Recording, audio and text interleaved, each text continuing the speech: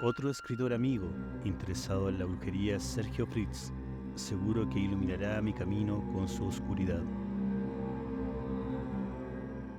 Sergio, estoy investigando para volver a la narrativa acerca de la brujería. Dime cómo es la brujería en Chile, cómo opera la brujería en Chile, cuáles son sus influencias. Bueno, es un tema muy interesante y poco explorado, la verdad que tiene larga data. Se entronca, por supuesto, con los pueblos originarios que habitaron este territorio, donde ellos también tienen una visión acerca de cuestiones muy similares.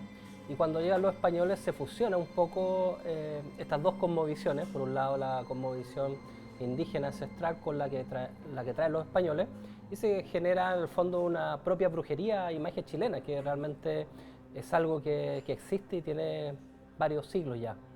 Y tú has investigado, has escrito algunos libros en relación a la brujería. ¿Podrías comentarme de qué tratan? Porque son tres libros, son completamente distintos a pesar de que hablan de brujería, ¿no?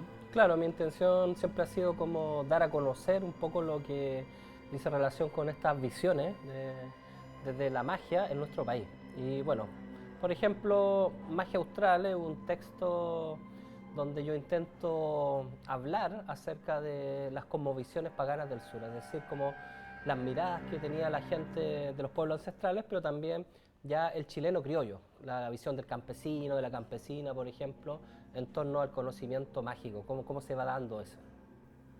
Y en la recta provincia, esta es una investigación, me imagino que tiene que ver con Chiloé, ¿no? Efectivamente, claro, dice relación con una organización o cofradía de brujos chilota, pero que también se extendía a otras zonas como Puerto Montt, hay quienes dicen que llegaron a Santiago, otros incluso a Buenos Aires, con un alto contenido huilliche por un lado, pero también de magia española, donde en el fondo se crea esta organización que se llamaba La Mayoría y el territorio se llamaba la Recta Provincia, la zona. Pero con el tiempo estas dos cosas se hicieron sinónimas y da lo mismo mencionar recta provincia o mayoría para referirse a esta organización de brujos que incluso fue juzgada por tribunales chilenos. ¿Y esta organización de brujos, Sergio, tenía algún libro rector, algún grimorio que hiciera una fuerza común, por así decirlo, ¿no? Claro, hay un texto que le entrega a una machi, un español, Moraleda, un navegante, y con el cual surge el movimiento fundacional, donde surge esta organización, la mayoría o recta provincia, y muchas veces aparece como el revisorio, el levisterio. Es un texto, un grimorio mágico que es entregado y que se supone que los líderes de esta organización lo van entregando de rey a rey, porque ese era uno de los títulos importantes que había ahí. Y dentro de tu investigación, ¿hay algún paradero? ¿Se sabe dónde puede estar ese libro? Bueno, todo esto queda como obviamente como en el secreto, ¿no? Porque se trata de una organización de ese tipo, organización secreta, la recta provincia, entonces nosotros los que no estamos dentro de la organización no tenemos, por supuesto, el conocimiento pleno, pero lo que sí, por ejemplo, uno puede deducir qué libro era realmente ese texto. Yo tengo una hipótesis que sería el San Cipriano, que es un texto que llega a Chile desde España, un texto que tiene todas las fórmulas mágicas, todos los ritos propios de un buen grimorio y que es prácticamente el texto mágico del campesino chileno. Como que incluso uno puede preguntar quizá a los abuelos si tienen conocimiento de ese texto y es muy posible que haya sido ese el mismo que le entregó este navegante español a la Machi Chilpila. ¿Para qué se utilizaría esta brujería? Bueno, la verdad que es como complejo decirlo porque para mí, por ejemplo, la magia es diferente a la brujería, no son entidades iguales. ¿Ya? La magia tiende a ser más urbana, por ejemplo, la brujería tiende a ser un poco más del campo, fuera de la ciudad en general, ¿ya? Aunque uno puede ser también un brujo urbano, pero en general. Y podríamos decir que esa distinción entre magia blanca, magia negra o brujería blanca y negra en el fondo es bastante subjetiva porque es una fuerza que tú le vas a dar la dirección que quieras.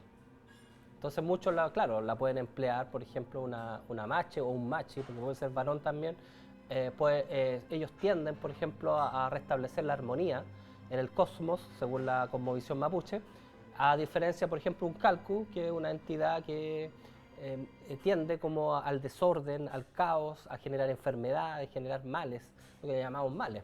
Pero eso dentro de la visión mapuche. Ahora nosotros podríamos decir, algunos dicen, por ejemplo, que la machi es como la bruja blanca o la maga blanca versus el calcu, que es el brujo negro, pero es una visión como occidental moderna. Para ello no se trata de un tema de bien y mal, sino más que nada de armonía o desarmonía. Luego que escribí este texto, ¿cierto?, La Recta Provincia, encontré que había un tema capital, un tema importante, que eran las cuevas de brujos, donde se reunían los brujos. ¿Ya? Porque así no sé, los judíos tienen sus sinagogas, los musulmanes tienen sus mezquitas, los cristianos sus templos. ¿Qué pasaba en el fondo con los brujos?